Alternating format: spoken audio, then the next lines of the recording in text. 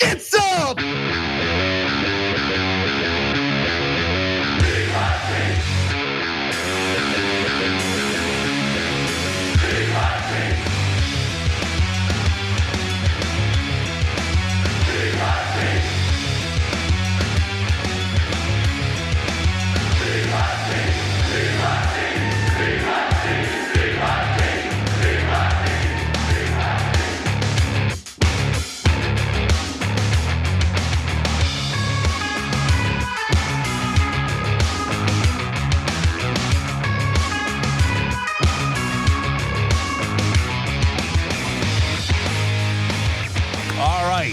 Drop it like it's a Republican IQ point.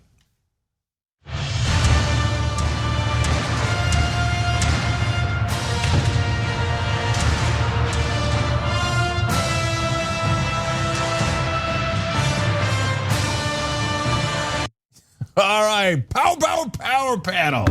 Cenk, Uygur, John Iadarola, host of Damage Report, and Max Burns, contributor at Rebel Headquarters. Max, how you doing, brother? Doing well. Like the feds, I have my eyes on George Santos. I'm up here in New York, so he's sort of a local thorn in the side. But it's looking rough for him. Who knows what happens? Yeah, well, we got Santos in the show. He's got an interesting new pin he's wearing. We're going to discuss it later in the program. A lot of the Republicans have decided to celebrate massacres because they're Republicans. But before we get to that, John's got a lot of news. What do you got? We do. We have too much, probably too much. Let's get rid of like half of this, but I guess we'll keep the front half. Newly uncovered audio tapes show that the Trump campaign back in Wisconsin in 2020 seemed pretty aware that they had lost the election, but they also knew where the spirit of the campaign and the party was going. They were just going to lie about it anyway. This is courtesy of the Associated Press. Trump Wisconsin campaign chief Andrew Iverson. You'll be able to hear him in this tape. Going to continue to fan the flame and get the word out about Democrats trying to steal this election. We'll do whatever they need their help with. Okay, so just be on standby in case there's any stunts we need to pull. Okay, so there's a lot out there, but the idea that it's like, I guess we'll fan the flame. We might need stunts. Not we're going to follow a reasonable, legally mandated process for there's theft that's gone on. No, it's just we're gonna fan the flames. There's crazies out there. We're gonna keep inspiring them. We're gonna pull stunts. That's what we're gonna do. It gets even worse though in this second clip. Look, guys, at the end of the day, like this operation received more votes than any other Republican in Wisconsin history. Like, and it wasn't even close. Guys, we outperformed the president's team by just over 200,000 votes, right? Like, say what you want. Our operation turned out Republican or DJT supporters. Democrats just got 20,000 more than us out of Dade County and by their shenanigans in Milwaukee, Green Bay, and Dane. So there's a lot that people can learn from this campaign. Oh, well, we're learning something today, actually. No, they acknowledged we lost by 20,000 votes. It was, somewhat close, I guess, across the state, but no, it was blown out in those particular areas. It wasn't enough. They didn't have the votes, and that all, by the way, comes from the 5th of November, 2020. So this is 2 days after the election. Donald Trump is already gearing up for, a week long. Like each day, it was getting worse and worse. The denials of what had actually happened, the inspiring the crowds, which were still in the streets, by the way, in a number of different areas. Some of them telling people to count the votes, some of them telling other people not to count the votes, depending on where they were up and where they weren't. And it was clear to the people who had been charged with actually doing this campaign, making it happen, that they had lost, that it wasn't super close, but they also knew that Donald Trump was not going to accept that, and so they were prepared to be a part of that. All right, as usual, I will have a controversial position, but I will say that this is mildly controversial. So I don't care about the stunts and the fanning the flame stuff. I know that that's the lead for a lot of people, but Republicans do different stunts during elections or after elections. Wow, that is news to me. Now look, this is what mainstream media say, both sides do it, and then I respond with, I wish. I don't know that Democrats have any stunts up their sleeve at all, ever, about anything. But no, these guys having a frank conversation about what they're ready to do and what propaganda, marketing, whatever you want to put it, to do is to me not that interesting. But you see there, the head of their Wisconsin operation clearly knows they lost. They lost by 20,000 votes, and he knows it for a fact, right? Now later, of course, all Republicans would pretend that they didn't lose. To me, that's the giant story, right? And remember, it's November 5th. By the time you get all the way to January 6th, a lot of terrible stunts have happened, but they're mainly driven by Trump and the national lunatics, not necessarily the ground force in Wisconsin, et cetera. I also have thoughts about how the Democrats only won by 21,000 votes in Wisconsin and nearly lost this election. That's another interesting topic. But first, Max. Yeah, what blows my mind here is that there are still Democrats today who say that Joe Biden should be working with these Republicans on bipartisan election protection legislation. I mean, it's delusional. These are the people who have written election denial into their 2020 platform, that they used it in 2022, and guess what? They're gonna do it again in 2024. And it's not going to stop there either. You have Donald Trump now asking for supporters who are willing to go out in the streets and physically fight for him in 2024. My only question is to the Justice Department of where do you think this ends? What is the benefit in delaying all of these investigations so long that we're allowing this to become just the political narrative? It's crazy. Yeah, 100%. We're supposed to hope that they're gonna find this perfect middle ground between, well, it can't be right before the midterms and we're busy afterward, but if we wait too much longer, then it's really close to the 2024 election, so I guess you can't do anything then. There are all these massive periods where nothing can happen. Have you noticed that? And it kind of feels like that they're strung along end to end off into eternity, at least insofar as Merrick Garland seems to understand the severity of the situation. No, I'm gonna jump in on like.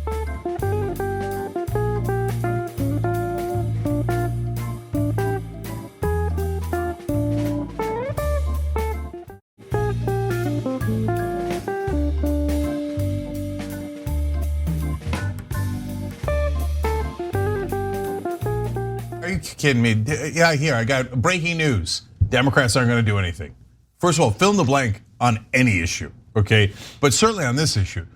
Voting rights, the number one issue, easiest thing to do, every Democrat agrees, and they couldn't get the bare minimum passed. They're not gonna do anything. Here's the sign that they're not going to do anything. As Max pointed out, they're waiting for permission from the Republicans. Newsflash, they're the ones who tried to steal the last election. They're not exactly interested in election integrity.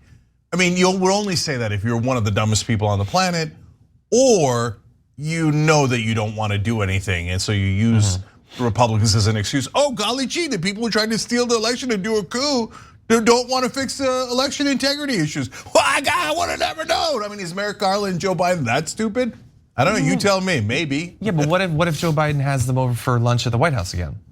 Oh, that'll do it. Remember when Obama did the beer summit? That's true. Oh man, that's when the fever broke and the Republicans became more reasonable. Yeah. I think that's when the fever broke and then they molted into Donald Trump.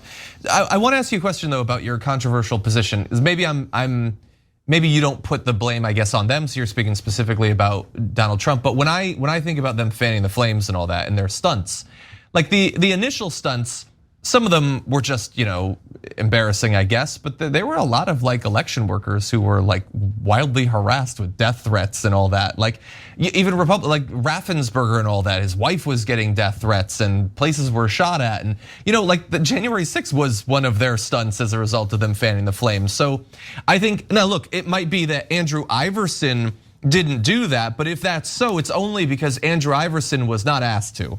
Yeah. Andrew Iverson would have done whatever was asked of him. He just wasn't influential enough nationally to have been the guy to call for Mike Pence to be hung. But he was clearly on board for whatever they were going to allow him to do. I don't know that that's clear. So I'm going to make the distinction between three different types of Republicans. Republican leaders, so Trump, the pundits as well, Tucker Carlson, et cetera, the people setting the agenda, right? Republican soldiers like Iverson, and then Republican voters. So the level of culpability is very, very different at each level.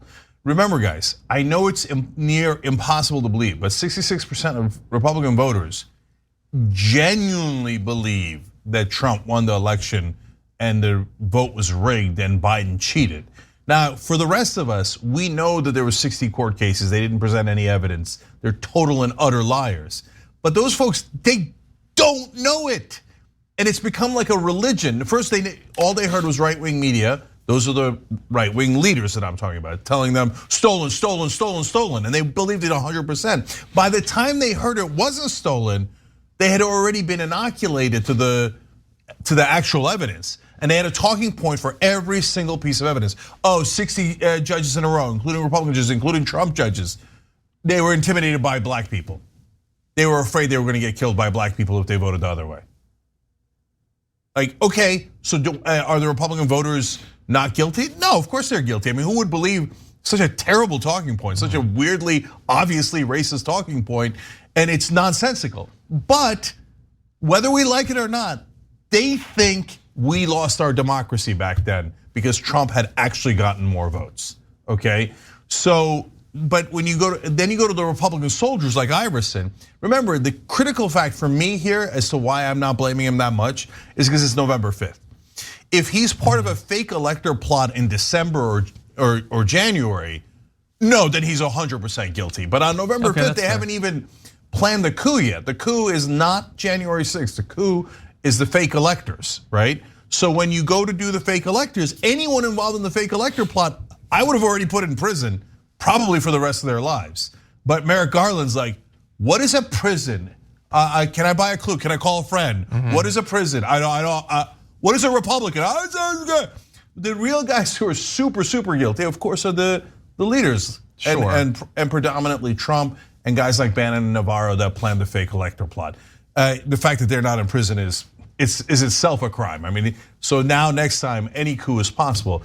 But this dude's a rando foot soldier after the election going, yeah, we lost, we obviously lost. Oh, by the way, they also joke around about, hey, it's the first time they ever talked to black people, and that was a new thing for them. But I'm used to Republican foot soldiers being idiots. Yeah. And look, let's think for me on this. We all, yes, 7 million more votes for Joe Biden, right? But almost all the 7 million were on the coast, a lot of where we live, right? So some of you obviously live in the middle of the country, but a lot of the progressives live on the coast, right? In the middle of the country, I mean, the Electoral College, Biden only won by 43,000 votes, 21,000 was in Wisconsin. Democrats nearly blew it. They nearly lost to Trump twice, even though he's a clown maniac. Okay, but don't worry, they're gonna run the same guy again. So, yeah, good luck. I'm gonna add just one more. At some point, I just have to ask. I agree with you that there's distinctions here, but if you don't handle these foot soldiers, then they come back the next cycle. They become lieutenants, and then they become captains. And at some point, we're sort of making a distinction between different kinds of venomous snakes. And we don't want democracy to get bit by any of these people. The challenge, as you said, is the DOJ doesn't seem to take this as a crisis. Yeah, and it might be that we'll never hear from him again or whatever. He is apparently right now, though, the Midwest Regional Director for the Republican National Committee. And they had a fun little game that they played when this whole thing was revealed, and it's incredibly damning. That at least, as you know, in the early parts of the effort to overturn the election, and bear in mind, Donald Trump had already been saying for months, and many of the Republican pundits have been saying for months, they're gonna steal the election, they're gonna steal the election, they're gonna steal the election. They reached out to him for questions. He deferred questions to the RNC. Okay, so he's not gonna answer it, even though he's the guy on the tape. The RNC spokesperson, Keith Schipper, declined to comment because he hadn't heard the recording. Oh, so I guess we're good then. I guess we're just gonna move on. You couldn't listen to it clearly and then answer. And the first guy, he doesn't have to answer because he told the guy who hadn't read it, he hadn't listened to it to answer. So I guess we're good. And if I had been involved in the opening steps of a movement that resulted in the attempted sacking of the Capitol and multiple people had died, and you asked me, hey, do you regret any of what you look like you were actively participating in? And I just said, go talk to someone else. We're good. We're good with that guy. I don't know. I kind of feel like I would want to be on the record as, no, I don't believe this massive conspiracy theory that the election had been stolen. But Sure, he isn't Donald Trump. Donald Trump and others are obviously more culpable. That said, you know what? We're gonna take a little bit of an early break because we got a monster block coming up. Not only do we have the Republican Party as well as the vast majority of the Democratic Party having this ridiculous condemnation of socialism in Congress, we also have Representative Alexandria Ocasio-Cortez versus Marjorie Greene. We'll have that and more after this.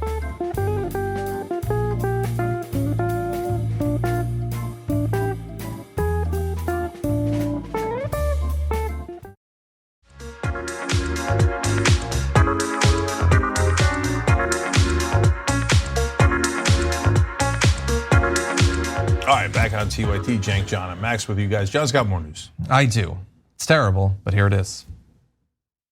I rise in support of the rule to bring up to the House concurrent resolution number 9, denouncing the horrors of socialism. Young people in America are being brainwashed by the news media and academia into believing that socialism is an economic model for the greater good of all Americans. And the problem is that they're falling for it. They're believing it.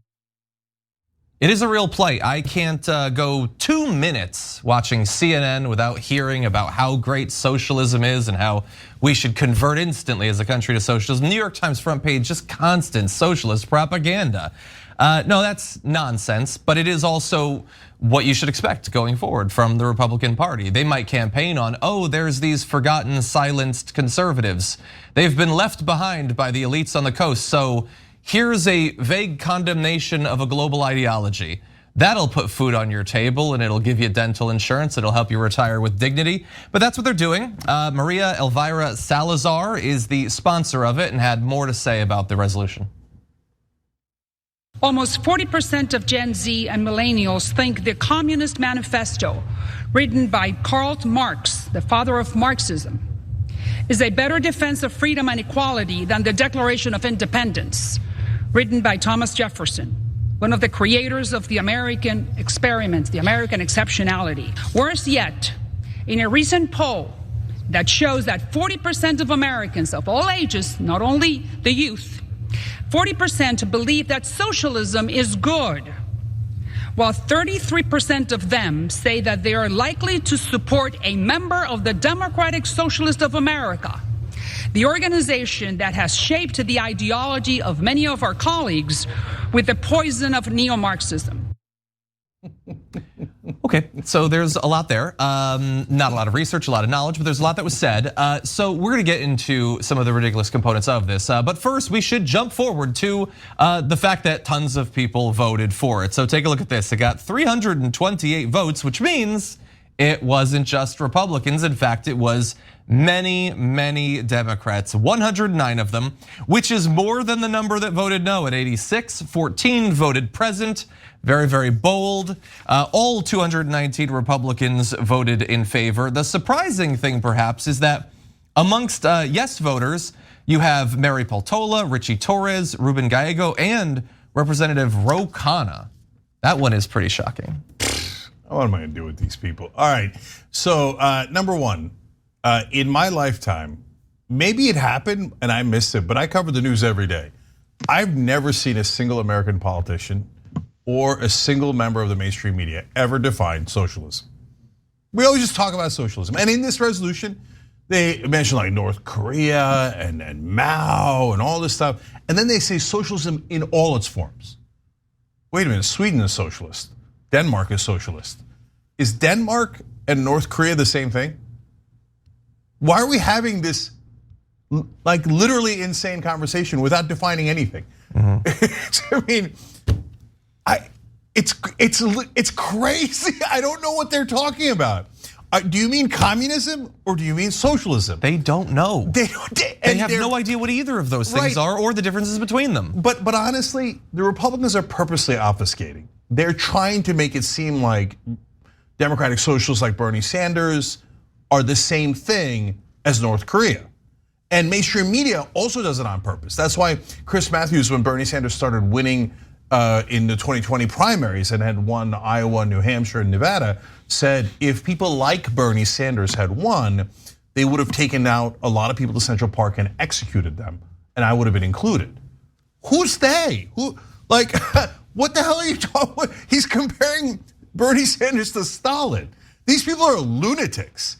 But that's the mainstream. That's the mainstream. Okay, now we move to the Democrats. What a bunch of losers, total cowards. What are you doing voting yes to this resolution? They're terrified. They are. They're being so scared. They're so scared. You know what, guys? Well played, because you know one thing voters really like is cowards. Oh, they love them. When you show incredible weakness, they're like, I can't wait to vote for this guy. Okay. No, you losers. Why don't you get up and do a speech about what are you talking about? What do you mean by socialism, morons? Okay, so and then finally, although it definitely won't be final, I'll have more to say. She cites all these stats. Oh my God, 40% of the young think that the Communist Manifesto is great. Holy cow, 40% of the whole country thinks socialism is pretty good and maybe better than capitalism. Did it ever occur to you that if socialism is as evil as you think it is, that maybe people are really, really dissatisfied with the current system? That's why they're saying that it's 40, you think socialism is the same as Mao and Stalin murdering tens of millions of people, right? And you think 40% of the country thinks that's better than the current system. And instead of fixing the current system, you're doing nonsense votes like this that don't affect anyone's life and are just complete political theater. Well played, Max. Now, these kinds of votes are the Republicans' bread and butter. I mean, it beats governing. And like to your point, when we talk about these things, these Republicans say with such concern that 40% of Americans are down on capitalism. Do they ever stop and wonder why? Because we lived through 2008. We've lived through jobs that don't pay a living wage. We've lived through economic crises that have robbed working people of their dignity again and again and again. And instead of even attempting to make any changes that may make this a more equitable system, they pass resolutions like this that compare 40% of America to Joseph Stalin. These are the people who got outraged when Hillary Clinton called Trump supporters deplorables. And they're basically calling 40% of the country Stalinist. It's a shocking lack of self-awareness. Yeah, 100%. And look, I'm not blind to, again, it's like Ro Khanna is just he's worried about being criticized as supporting Mao or whatever stupid, which like you could maybe have a conversation if doing this would defend you from that, but it's not going to. All the members of the squad voted against it, and if we can jump ahead just for a moment to the last graphic, here's why. Or that's not the only reason, but it would be a good reason. Summerlee tweets, they're gonna call you socialists anyway, and AOC responds, yup, because that is the most obvious thing in the world. If the Democratic candidate is Pete Buttigieg in 2024, they're gonna call him a communist. That's what they always do because they don't care if it's accurate or not. They don't care about what vote you made. They do stupid things because it works for them. In any event, let's talk a little bit more about what's in the bill. It says socialist ideology necessitates a concentration of power that has time and time again collapsed in a communist regime's totalitarian rule and brutal dictatorships. Oh, well, if it has a concentration of power, we wouldn't want that. That would be such a change from America's egalitarian distribution of wealth. But here's the thing. I'm not trying to convince like a progressive listening to this, that's ridiculous. Capitalism concentrates power and wealth. That's literally what it's designed to do.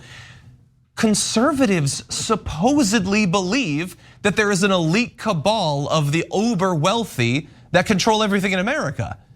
They exist under capitalism. So what is this thing about concentrations of wealth under socialism? You already say that you believe that's what we have right now under capitalism. I'll never understand it. They go on and they list all the people, Fidel Castro, Pol Pot, exactly the same as Bernie Sanders, obviously. But importantly, and this is what Cenk was alluding to earlier, Congress denounces socialism in all its forms. Whatever, we don't care, we're not gonna look them up. And opposes the implementation of socialist policies in the United States of America. And so, look, I don't think that this bill passing or not is gonna modify what the Republicans are going to do, which is deregulate corporations and pass tax cuts for the wealthy. That's going to be it. But if you're a conservative who's watching this, Like, you think that you voted someone in who's gonna have your economic interests at heart. I don't know why you think that, but you apparently think that. Well, they came in and immediately started talking about Social Security, Medicare, and Medicaid, which many of you rely on. And now they're saying, we're gonna stop socialist policies, and what do you think they mean when they say that? They're not talking about concentration camps. They're talking about anything that would actually benefit you or your family. That has been incredibly clear. I don't know how that hasn't gotten through to you yet. All right, you're forcing me to say 12 other things. All right, number one. You're not obligated. Donald Trump, no I am. Donald Trump called Kamala Harris a communist. She was a district attorney, she was a cop, okay? She's a communist apparently. Obama was called a Marxist on Fox News tons of times. Marxist. The guy's a conservative Democrat.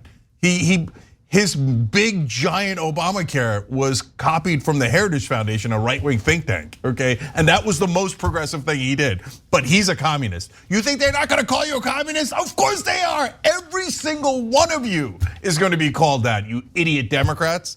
Look, to defend Roe, we're picking on him because he's such a surprising name on that list, okay? But all the conservative Democrats, Roe's a progressive, that's why it's a mistake for him to do that.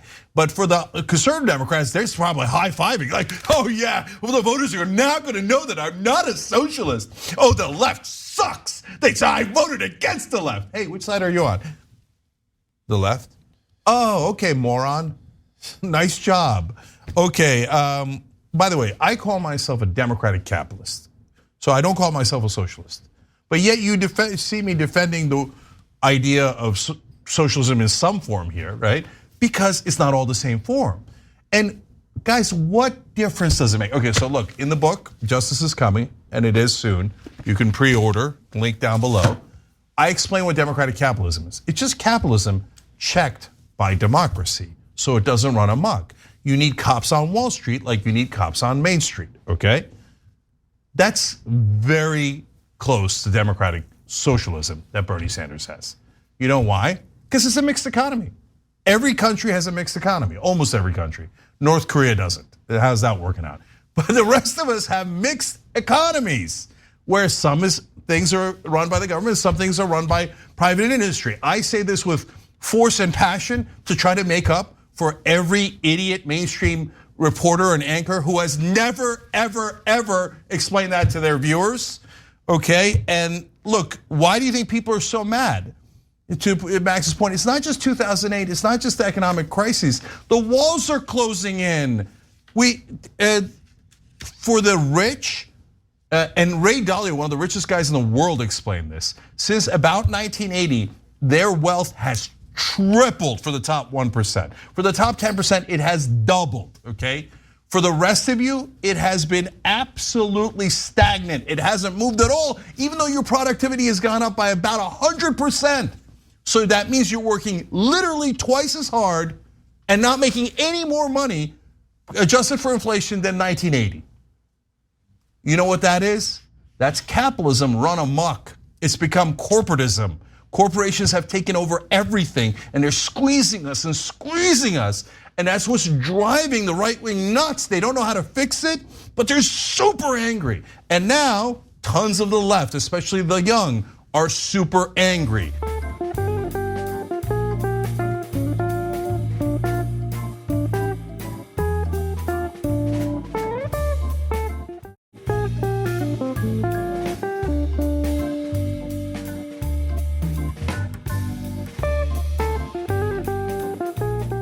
And what are these idiots in Washington doing? Instead of talking about wages or healthcare or anything that can help the American people, I have voted against socialism. Oh, by the way, Social Security has the word social in it. So they're like, oh yeah, remember how dangerous socialism is. We might take the very last thing you have that could give you peace of mind when you retire. Yeah. Because apparently the corporations don't have enough yet. They have 98% of everything, and they want 99.9% of everything. And these losers in Congress, almost every one of them is corrupt. They all take money from those same corporations, and they're the ones crushing your soul. I'm gonna take us out. And I mean, listen, to your point, especially among younger people who identify as socialist, I've met plenty who have no problem talking about, the challenges of socialism or talking about the Soviet Union. But I have never once met any of these capitalism at all cost clowns who's willing to even engage the idea that there could be a flaw in capitalism. I mean, it is a religious level of fervor. And I'd like to see that discussion on the floor of the House instead of these Democrats validating this Republican fantasy as something legitimate, which is exactly what they just did. Yeah, 100%. I'm gonna take us out with one more comment, just to last ditch effort to get through to poor conservatives who might be watching this. Like I alluded to earlier, how they're coming for those programs that you rely on. And I wanna be very clear that we are not just implying that this resolution is designed to announce they're gonna get rid of those things. Representative Mark Takano, who's a Democrat, saw an amendment to it to say, okay, we'll say that we're against socialist policies, but I wanna be clear that that doesn't include Medicare and Social Security. And the Republicans voted it down. I don't know how more specific they can get. They're coming for Medicare and Social Security. Anyway, with that said, let's go a little wild, starting with this. One of the disgusting legacies after 9/11 has been the targeting and racism against Muslim Americans throughout the United States of America. And this is an extension of that legacy. Consistency, there is nothing consistent with the Republican Party's continued attack except for the racism and incitement of violence against women of color in this body. I had a member of the Republican caucus threaten my life, and you all and the Republican caucus rewarded him with one of the most prestigious committee assignments in this Congress. Don't tell me this is about consistency. Don't tell me that this is about a condemnation of anti-Semitic remarks when you have a member of the Republican caucus who has talked about Jewish space lasers and an entire amount of tropes, and also elevated her to some of the highest committee assignments in this body. This is about targeting women of color in the United States of America. Don't tell me, because I didn't get a single apology. Time has expired. When my life was threatened. Thank you. It's a great defense of Representative Ilhan Omar by Representative Alexandria Ocasio-Cortez there, pointing out the 2 decades of rampant Islamophobia that's become totally normalized in America. No one in the Republican Party, no one on Fox News or independent Republican media feels at all worried at all about trafficking in the worst sorts of Islamophobic hate and all of that when it comes to Representative Ilhan Omar, and they got what they wanted yesterday.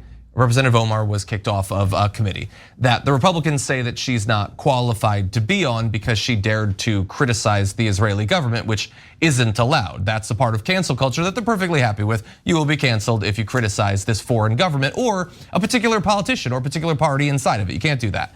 And interestingly, when talking about qualifications, they think that she's not qualified to be on that. I think that AOC did a great job of pointing out that someone like Marjorie Greene is on Homeland Security. It is designed to protect the homeland and its security and all of that. And yet she says things like there's space lasers that are starting wildfires.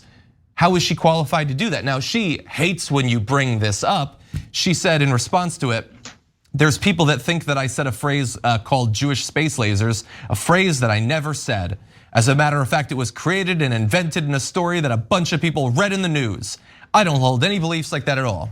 Now, it is true that she did not literally say the 3 words Jewish space laser back to back, but you can go and we'll bring up this, you can see her Facebook rant that she went on. She said back in November of 2018, there are too many coincidences to ignore with the wildfires. And she repeated theories about, quote, lasers or blue beams of light causing the fires in a conspiracy being linked to the Rothschild banking dynasty. So she did not, in fact, say Jewish space laser. She just said there are lasers in space and it's the Jews who are shooting them. But even if it wasn't anti-Semitic, how riddled with parasites does your brain need to be to believe that the most likely cause of wildfires is a space-based laser system? Even if she wasn't anti-Semitic, which she definitely is, she is in no way qualified to evaluate, let alone deal with threats to our homeland security when she's getting her advice on what to watch out for from 1980s James Bond movies. What do y'all think? Well, look, it's weird that I'm not more animated about this one, and I get animated, and my background is Muslim. I guess I'm less animated because I just find all this to be so obvious. So we're talking about how Ilhan Omar was too anti-Semitic because she did a tweet saying it's all about the Benjamins when referring to lobbyists. Whereas, let's be fair though, Marjorie Taylor Greene, maybe she meant not Jewish space lasers, but Jewish bankers firing blue beams from space. Could be. Okay, how about Donald Trump, the glorious leader of the Republican Party? He had Nick Fuentes and Kanye West, two guys who have both said how much they admire Adolf Hitler and the Nazis, over for dinner. We're having a conversation about saying that lobbyists are interested in money being equivalent to that? Are you insane? So no, we're not having this guy. I'm not even angry about it. It's so dumb, right? So I almost don't want to engage in this. Republicans are obvious liars. Even debating it dignifies it too much. I just go on TV and say, if you think that every Republican isn't an enormous liar, you do a joke of a show. I'm not even interested in that debate. Anyone who compares Ilhan Omar to Marjorie Taylor Greene or Donald Trump is lying by definition. I mean, no one in their right mind could possibly think those two things are equivalent. Max. Well, I think now that Marjorie Taylor Greene is Kevin McCarthy's puppet master, she's trying to run away from all these things she said. But I agree with you. I mean, I let Republicans have this fight for me. Just a month ago, Lauren Boebert called Marjorie Taylor Greene out for being anti-Semitic. I mean, when your members of your own party are calling you out for your Jewish space laser insanity, there's not really much we have to do. But I think AOC got to a larger point here, which is that these Republicans, when they show up at all, show up to make clips for Fox News. They disrupt proceedings. They're trying to do their best to break government so they can sell to their voters that government is broken. They're not a productive presence. They're, if anything, the hardest part about keeping government running right now. And it was, AOC, I think, was great to say that. Yeah. Can I just say it too on the Muslim issue? Are we having a conversation about whether Republicans hate Muslims? Look, if you're a Republican out there, you know you hate Muslims. Now you'll say, oh, no, I'm not racist or bigoted. I mean, but Muslims are different, man. They're a different religion, it's really violent, man. Okay, having never read the Old Testament, let alone the New Testament, even Sam Harris on the show, who despises Muslims, admitted, yes, out of all the religious texts, by far the most violent is the Old Testament in the Bible, right? But it doesn't matter, they've never read anything. They've never read a children's book, let alone the Bible, let alone the Quran. So the idea that Muslims are not bigoted against Muslims, Republicans are not bigoted against Muslims is absurd. Of course they are. And in that case, it's not a small number. I would reach a giant number, the great majority of Republican voters hate Muslims. Anyone who denies that is being insane and absurd. I'm not having that debate. 100%. And by the way, while I think she rightly focused on the just explicit Islamophobia in that AOC also went on CNN later on the day. We don't have time to play the tape, but and explained how much of this is about the often unspoken rule that you just do not criticize a particular right-wing party or leader inside of Israel. You do not. If you make any criticisms whatsoever of specific policies or specific rhetoric, then they're going to refer to it as anti-Semitic. It's very clear. We make that point very often. You don't often hear it made by politicians. I just want to end with Marjorie Greene got mad, obviously, at what AOC had said. So she tweeted, Representative AOC, I've repeatedly asked you to debate me, but you have been a coward and can't even respond. But you go on CNN and lie about me, even though, again, we've already pointed out it's true. You can see her messages up there. It's not even the craziest thing she believes. When are you gonna be an adult and actually debate me on policy instead of run your mouth like a teenage girl? So first of all, I don't want to see them debate. I don't want to see Marjorie Greene legitimized in that way, but if you're gonna have a debate about the merits of whether there are lasers in space, I guess that could be at least a little bit interesting. And AOC points out, in case you forgot, we sit on the same committee, which debated for the first time this week. I don't blame you if you forgot, you spent almost no time there. In the few minutes you did show up, you claimed one elementary school got $5 billion to teach CRT. Because again, Marjorie Greene doesn't know anything. She doesn't care about being involved in governance. She went there to make her little prepared remarks and then she left because she's not interested in accomplishing anything. Okay, I just gotta say, first I want to give tons of credit to AOC. There's a good fiery speech on the floor of the House, excellent and courageous points on CNN, not often made, especially about Israel. But I love that last tweet because there's two members of the House, one challenging the other to a debate. Hey, good news, you're in a body that is supposed to debate for a living. You go and debate her on the floor of the House on every issue. You want to debate on $15 minimum wage? Great. Let's introduce a resolution on a $15 minimum wage or Medicare for all. And then you guys can debate it all day long in the House. No, that's not, it's not gonna get me the clicks online. I need the clicks. Who cares, policy. By the way, so far, what have they done? Socialism bad, these are the two things, and Ilhan Omar bad. And by the way, Schiff and Swalwell too. They weakened the ethics committee, that's good. Weakened the ethics committee. Are you guys ever going to introduce a resolution, Republicans, about the American people? Are you guys, to help them? I know you're planning to cut Social Security and Medicare, that doesn't help them. And by the way, again, every reporter in this country sucks. Does anybody want to ask the Republicans, are you ever going to introduce a bill that helps the average American? Ever. You've never talked about it, not once. Not once. Isn't that amazing? Hey, Republican voters, you schmucks. Why don't you ask your representatives, hey, when are you gonna help me and my family? I get it, I hate Omar too. Muslims, I hate him. I'm sure you agree with that. But when are you going to move on to helping your actual voters? Go ahead, I dare you to ask them. Because every Republican is gonna go, I'm helping you by owning the libs. Losers. Okay, we're gonna take another break. When we come back, we're gonna talk about the Democratic Party's stance on money in politics. So if you think Cenk is already fired up, wait until we come back from this.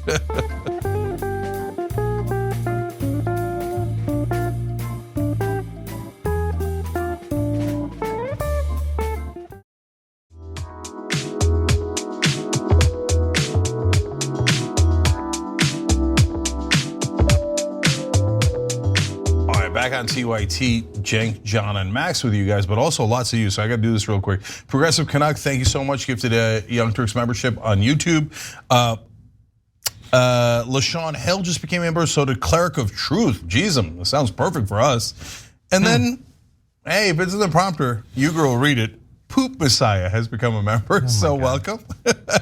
And Robin Anderson Wood upgraded membership, which we really appreciate. You could do that through the join button underneath the video on YouTube as well. Wrote in a very nice comment, Cenk, you're my hero, your rants speak to the core of my being. Well, that's incredibly nice. Speaking of incredibly nice, Jessica Smith, another YouTube member, said, I love Max, he's so smart. And Azrol Dragoon wrote in, happy birthday, Johnny Pie. So everybody gets a little bit of love. Thank you, guys. Thank you. Appreciate it. All right, John, back to you. Okay, we're good, let's do this. We have some breaking news. You're gonna wanna sit down for this. The Democratic Party still corrupt. For the second time in less than half a year, the Democratic National Committee has been given the opportunity to vote to ban dark money in primaries, and they've declined to do so. According to DNC member R.L. Miller, the founder of Climate Hawks Vote, not a single person on the Resolutions Committee dares move to even put it to a vote, just like summer 2022. Well, it's convenient. If you don't put it to a vote, then you don't have to vote against it, which is nice. You can have your dark money and eat it too, I guess. So back during the last meeting, which was in September, the panel also unanimously declined to let the proposed dark money ban advance to a vote. As DNC doesn't publicize the membership lists of its committees, which is weird, but reporting from 2020 identified at least 3 corporate lobbyists who were serving on the resolutions panel at that time, but they probably were totally unbiased when it came to the subject. The committee's obstruction of the proposed dark money ban comes in the wake of the most expensive US midterm cycle on record. According to Open Secrets, super PACs spent an astounding $1.35 billion during that election, which I will remind you was a midterm election. It wasn't even presidential. They still spent way over $1 billion. And a ton of that obviously is coming from wealthy people. And when I say wealthy people, I don't mean casually wealthy people. I mean apocalyptically wealthy people.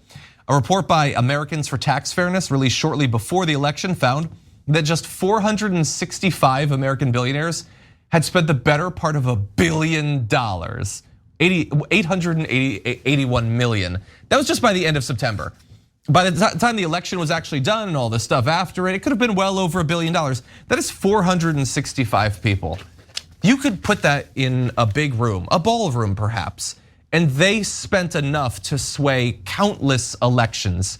And sway they did. You'll be shocked to find this out, but an Open Secrets analysis done shortly after the election found that 96% of the House races that had been called at that point were won by the candidate who spent the most money. And by the way, the thing that was being requested was a dark money ban in primary elections. It wasn't even as all-encompassing as perhaps we might call for. It was just specifically, can we not have these billionaires and mega corporations and lobbyists and maybe other countries, God only knows, choosing who the Democratic Party's candidates are? One would think you'd want to have control over your own party, but they declined to do that because they want the wealthy to be able to choose who they have. Yeah. So first of all, why are those 465 people spending so much money on politics? They must really care about the general welfare. They want to be so charitable to the rest of us. I'm sure they didn't ask for tax cuts where they would wind up getting a lot more money back than the one that they put into politics. Hold on, Cenk. I apologize for interrupting you. I don't want to Don Lemon you. Can you imagine just asking a reporter, why do you, like question you just asked, why do you think they spent the better part of $1 billion? Yeah. I would love to see them try to explain it. Yeah. Like, by the way, when I ran for Congress, I asked it all the time, and not a single reporter would ever print it. I would ask the politicians that were in the running in the race. I would ask the reporters. They never, under penalty of law, they were not going to print that question. Why do you think they're spending the money? Do you think it's for the general welfare? Do you think it's for charity? I mean, some of the corporations that spend money are, so there you got the individuals, then you got the companies. ExxonMobil, do you think ExxonMobil is doing it for the general welfare? Because they weren't feeling charitable that day. Only a lunatic would think that. I mean, literally, if you said, yes, I think ExxonMobil is doing it for charity because they love the American people so much, I would get you under clinical observation, right? And yet, that is the assumption that they write into every effing story. It's a mental, and I'm gonna tell you why in a second.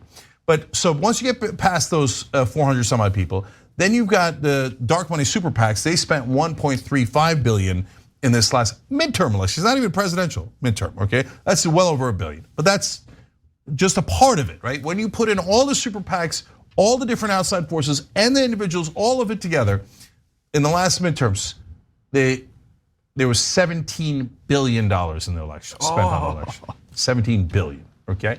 So, why doesn't the media talk about the overwhelming, most obvious factor in politics? And guys, I say this all the time too.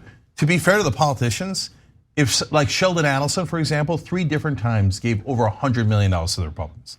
If someone gave you $100 million, would you do what they said?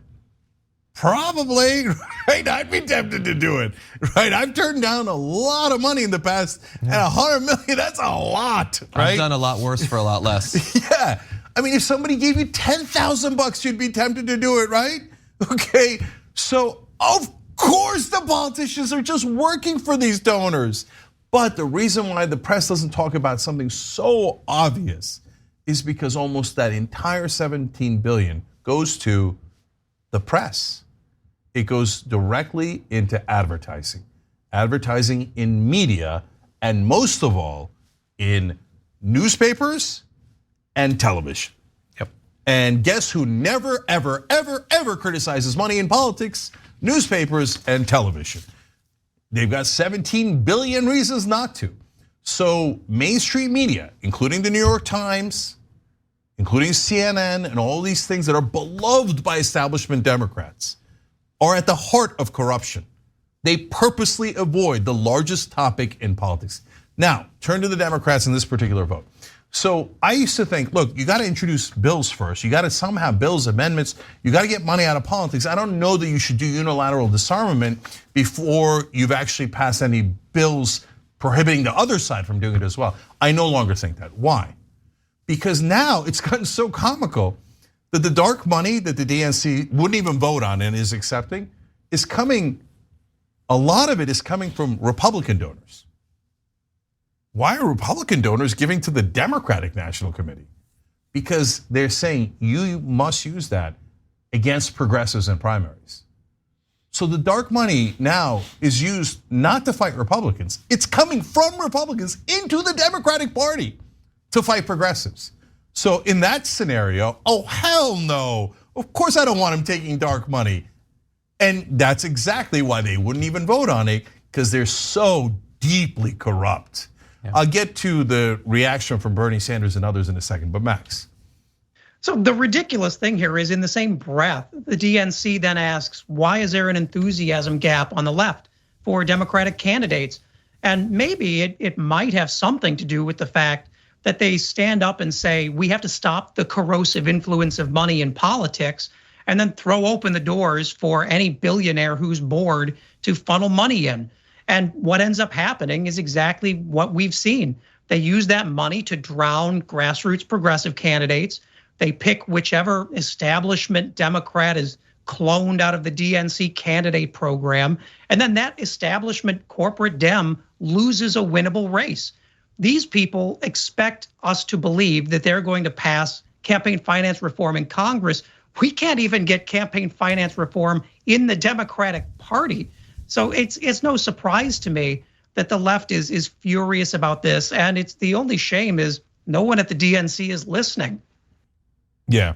So, by the way, you might be wondering, why are Republicans giving Democratic incumbents? That seems, even to run against progressives in primaries, but still they're Democrats, right?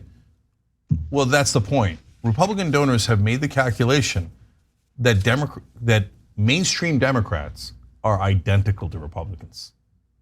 That they have the same exact economic policies. They can blah, blah, blah about race and religion and all the culture war stuff, but at the end of the day, they're now convinced that the Democratic Party will do whatever Republican donors tell them to do.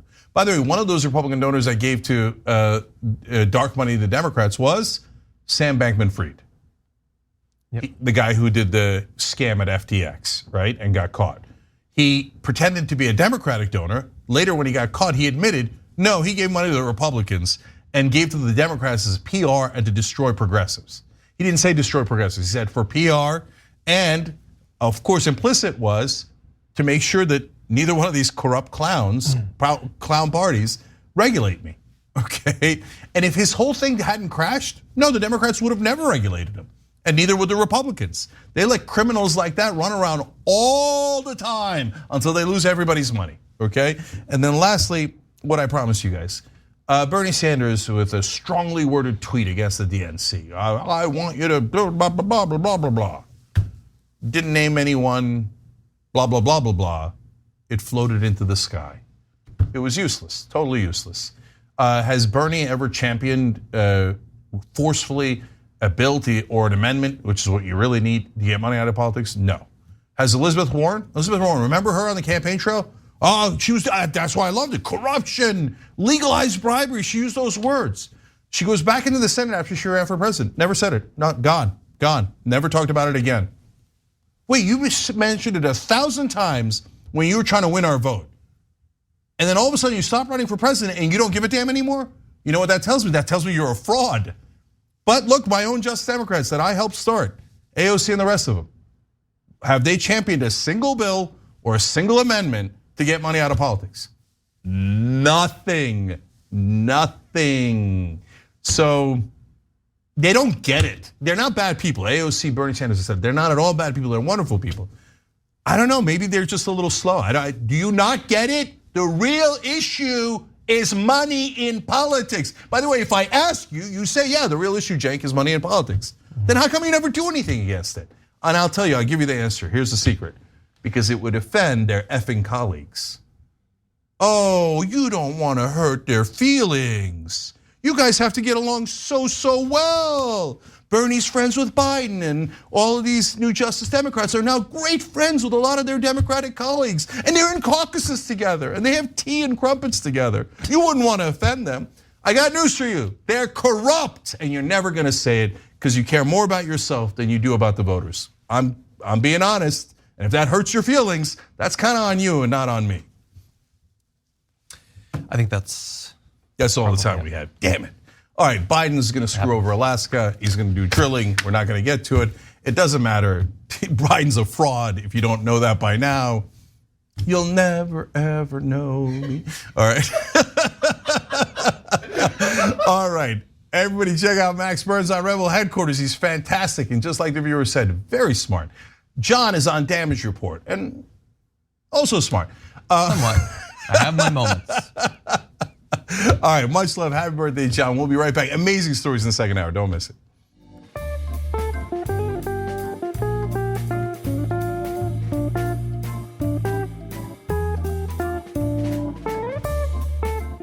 Thanks for listening to the full episode of The Young Turks. Support our work, listen ad-free, access members-only bonus content, and more by subscribing to Apple Podcasts at apple.co/TYT. I'm your host, Cenk, and I'll see you soon.